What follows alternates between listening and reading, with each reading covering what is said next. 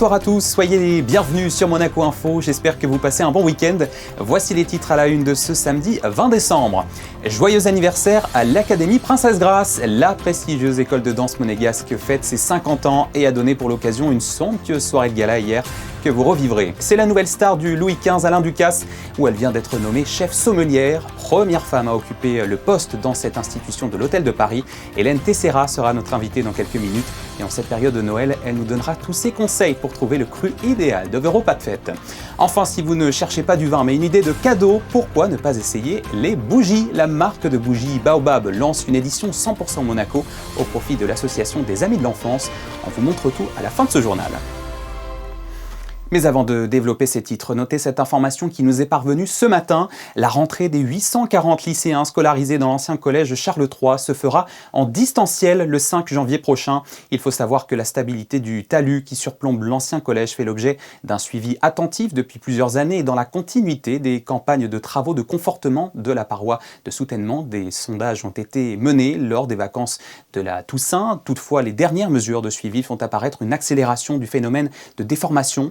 Des travaux supplémentaires seront effectués pendant ces congés de fin d'année et les mesures enregistrées seront contrôlées par un cabinet spécialisé. Le résultat est attendu le 4 janvier. Nous en saurons davantage sur un retour possible de l'activité sur site lors de cette première semaine de janvier. Et puis pour ce qui est de l'enseignement en distanciel, la direction de l'Éducation nationale, de la jeunesse et des sports informera les parents des modalités de mise en œuvre dans les prochains jours. Un bel anniversaire à présent, célébré hier soir au Grimaldi Forum, les 50 ans de l'Académie Princesse Grace, institution phare de la danse qui rayonne bien au-delà des frontières de la principauté. La présidente de l'Académie, son Altesse Royale, la Princesse de Hanovre, a également fait l'honneur de sa présence lors de cette soirée spéciale à laquelle ont pu assister Alexandra Pani, Thomas Deus et Alexandre Gougassian. Soir de gala, 50 ans d'histoire de l'Académie Princesse Grace retracée à travers ses 15 pièces. Un florilège de créations originales ou réinterprétées tout particulièrement pour l'école monégasque ces 14 dernières années, où l'on retrouve des chorégraphes qui ont collaboré régulièrement avec l'Académie. C'est très joli de voir des pièces, de se rappeler des anciens élèves qui l'ont dansé, aujourd'hui de voir ces nouveaux élèves, des pièces de Jean-Christophe Maillon naturellement, Marc Auguc, Claude Bromachon, et après Julien Garin, Francesco Nappa, Jérôme Verbruggen, des personnes qui ont été présentes depuis 17 ans, depuis que je suis arrivé ici. On passe de pieds nus à chaussettes, demi-pointe, pointe. Alors on a du tout, de classique assez académique ou contemporain assez important. Et composition, on a aussi une création d'un élève dans le deuxième acte qui s'appelle, la pièce s'appelle Rome, c'est un solo qui a dédié à un ami à lui qui était décédé malheureusement en Israël et il a fait une pièce pour lui, voilà, très touchant.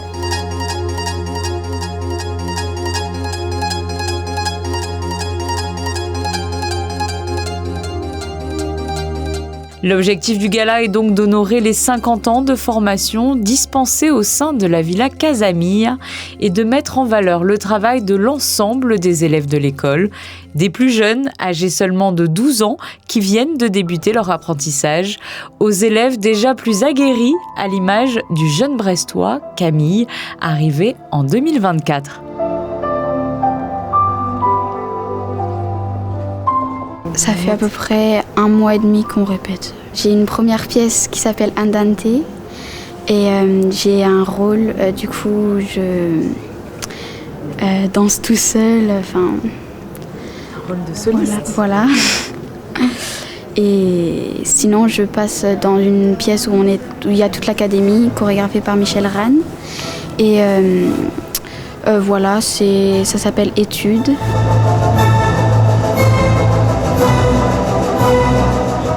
Aux côtés de ses jeunes camarades, c'est devant une salle comble qu'il s'est produit pendant près d'1h30 de spectacle éblouissant et bien rythmé. Le public était conquis. Épaté parce que voilà, ce sont des enfants, et en fait ils ont un niveau d'excellence déjà, c'est épatant. C'est magnifique, on se régale, ils sont tous excellents, c'est beau, c'est varié. On se demandait justement quel âge ils avaient. Et pour ceux qui n'ont eu la chance d'assister à cette soirée, les élèves de l'Académie Princesse Grace vous donnent rendez-vous les 19 et 20 juin 2026 à la prestigieuse salle Garnier de l'Opéra de Monte-Carlo pour leur traditionnel gala de fin d'année.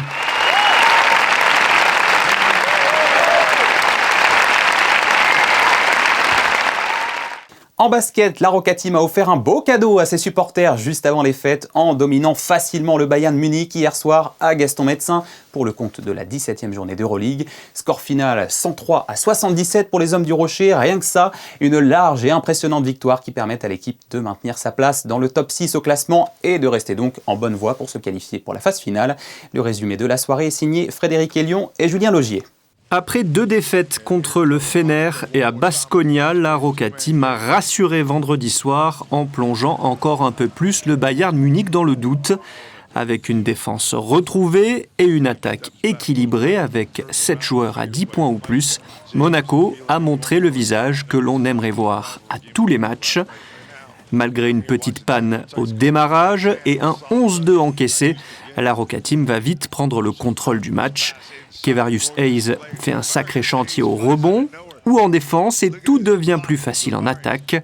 Grâce à un bon passage de Mathieu Strazel, 10 points au final, et de Nikola Mirotic et ses 16 unités, Monaco est devant à la mi-temps 47-39. Dans le 3e quart-temps, la défense du Bayern va exploser. Monaco plante 35 points en 10 minutes. Avec un rythme infernal sur le parquet, Diallo termine au dunk en contre-attaque. Eli Okobo règle la mire à 3 points. L'écart va frôler la barre des 30 points. Et Monaco gère tranquillement le dernier quart-temps.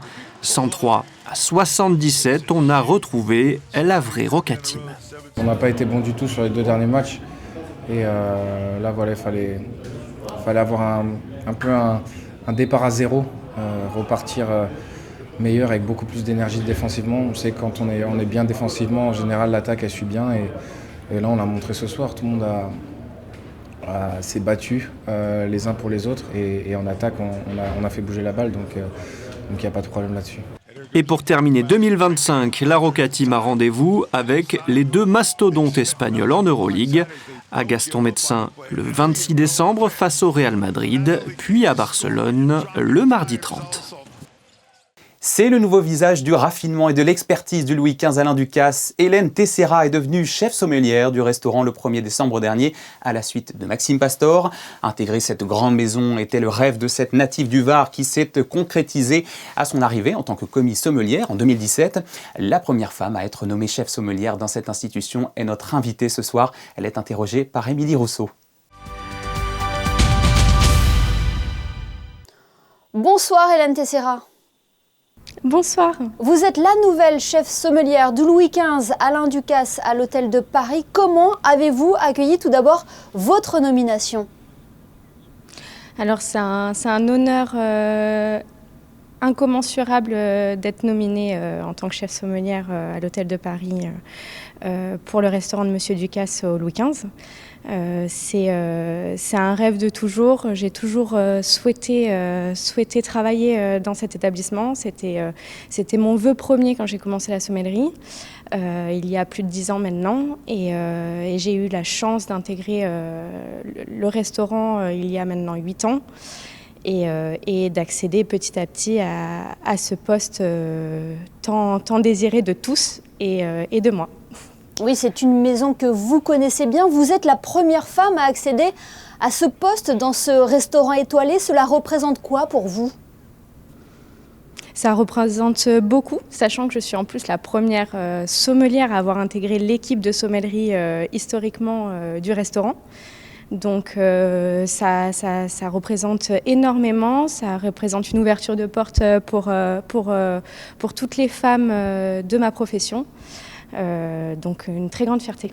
Votre parcours est très inspirant. Qu'est-ce qui vous a donné envie de devenir sommelière ? Qu'aimez-vous le plus dans ce métier au quotidien ?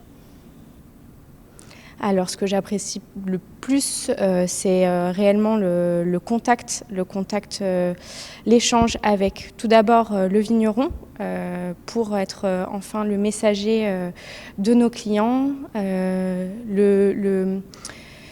la compréhension de nos clients, les attentes et pouvoir retranscrire les beaux métiers de la viticulture et du vin à notre table. Oui, c'est aussi ce pouvoir de transmission. Pourtant, le monde du vin reste encore très masculin. Hélène, quel regard portez-vous sur l'évolution de la profession aujourd'hui ?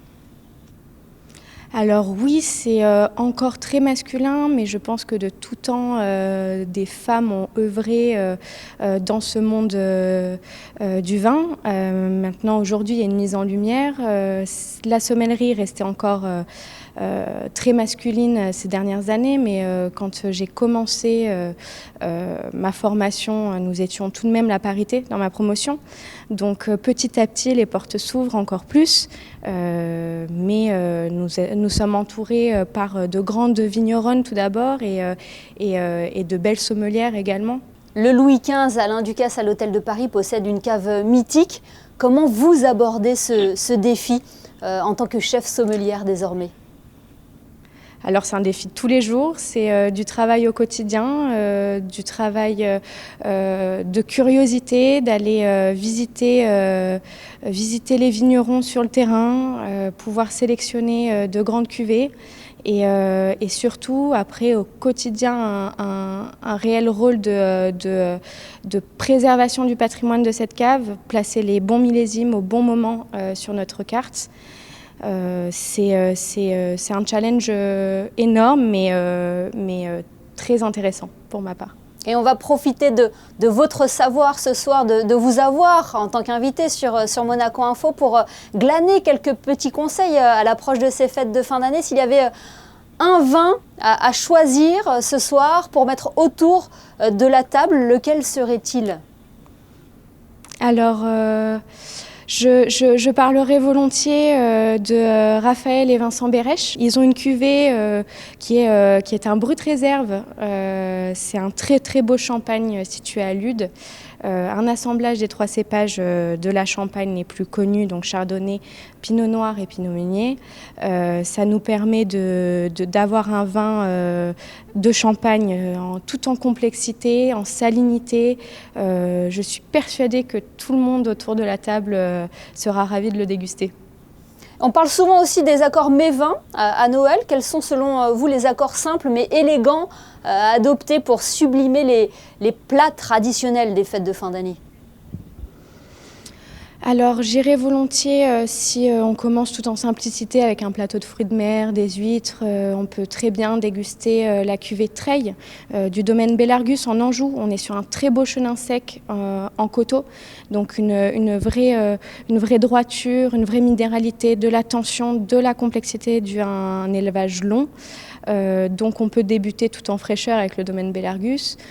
Pour poursuivre, si on va sur un accord très classique avec un chapon, j'irai bien volontiers en Côte de Nuit à Gevrey-Chambertin avec la cuvée Ostrea du domaine Trappé, qui est la cuvée de vieilles vignes du domaine. Ostrea, ce sont les petites huîtres présentes dans le sol qui donnent une vraie tension également au vin, du fruit, de la délicatesse, beaucoup d'élégance. Pourquoi pas un millésime à maturité avec 2014. Et pour terminer, même sans manger forcément la bûche traditionnelle, on peut terminer avec un très beau sauterne au coin du feu, avec le château Gillette, qui a la particularité de vieillir 20 ans ces sauternes avant de les commercialiser. Donc on a des grands vins. J'irai volontiers sur le millésime 97, qui est un millésime à maturité avec l'été indien, beaucoup de botrytis, donc une vraie concentration du fruit, des agrumes, des notes mielées. Donc de quoi passer un après-midi après un beau repas de Noël. Et on a bien pris note de tous vos conseils. Merci infiniment, Hélène Tessera, d'avoir été avec nous ce soir. On le rappelle, vous êtes la nouvelle chef sommelière du Louis XV, Alain Ducasse, à l'Hôtel de Paris. Merci beaucoup. Merci à vous.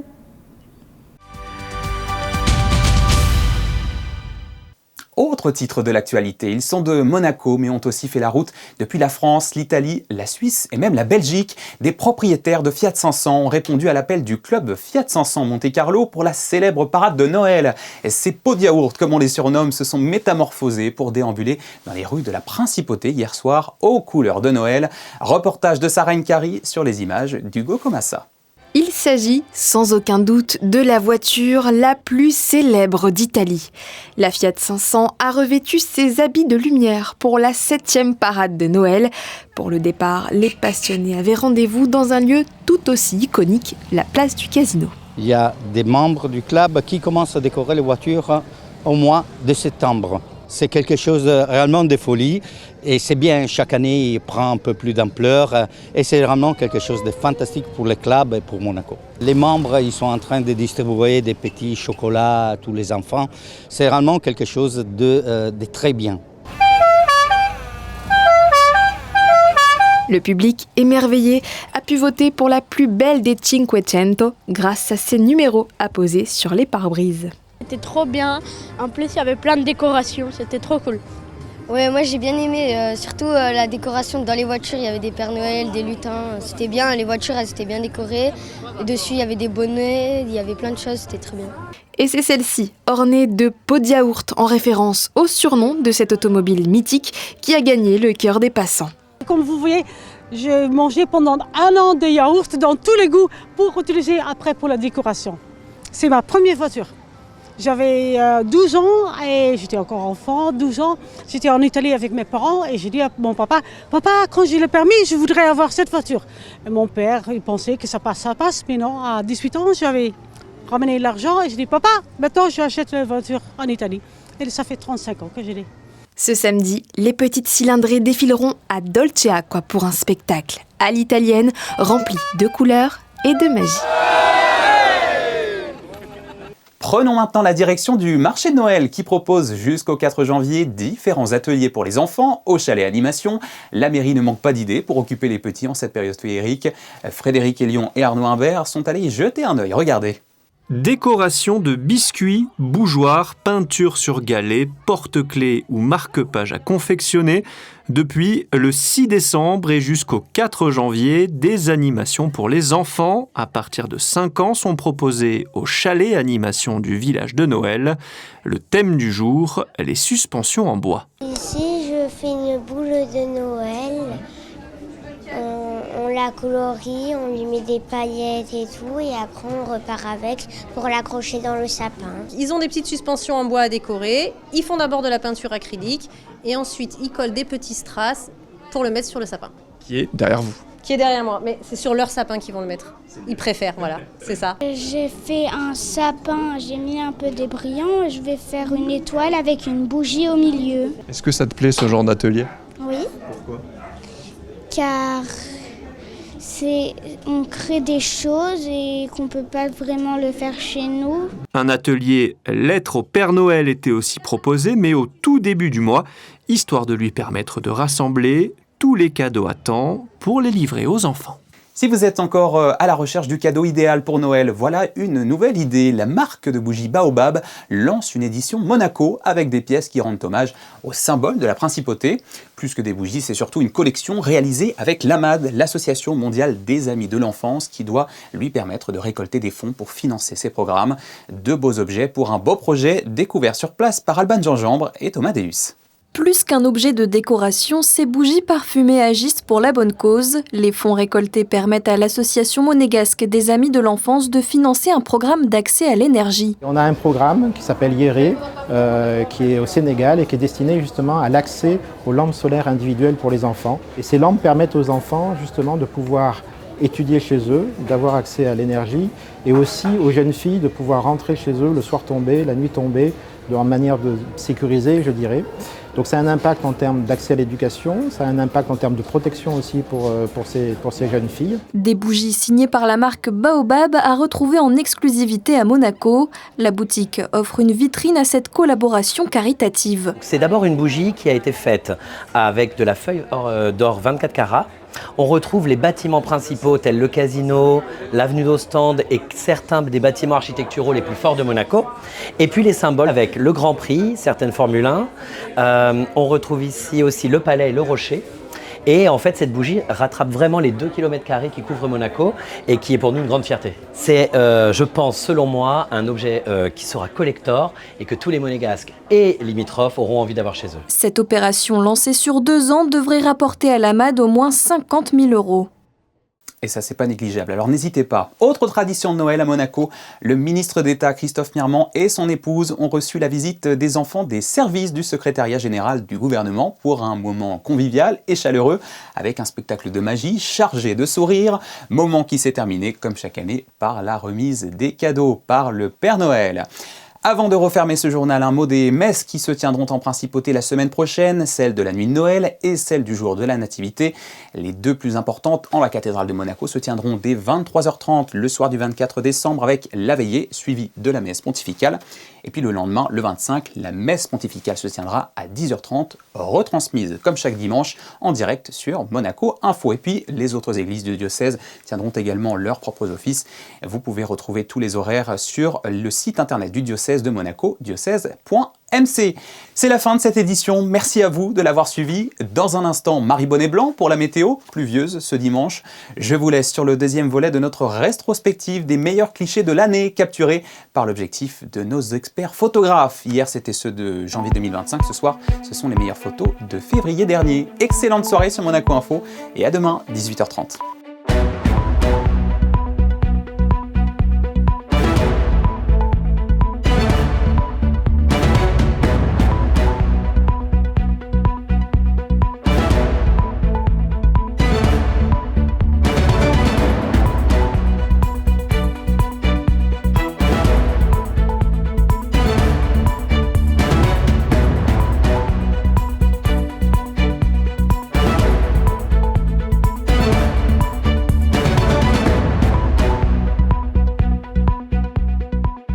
Retrouvez la météo avec Suisse Courtage, votre partenaire de confiance en assurance à Monaco. Protection sur mesure pour particuliers et professionnels. Bonsoir à tous, je suis ravie de vous retrouver afin de faire le point sur le temps de demain. Malheureusement, la pluie ne devrait pas nous quitter tout de suite.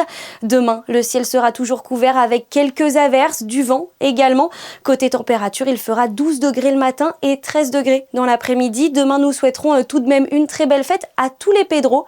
Et ce sera également la journée du solstice d'hiver. C'est le moment où la moitié de la Terre est la plus éloignée du Soleil.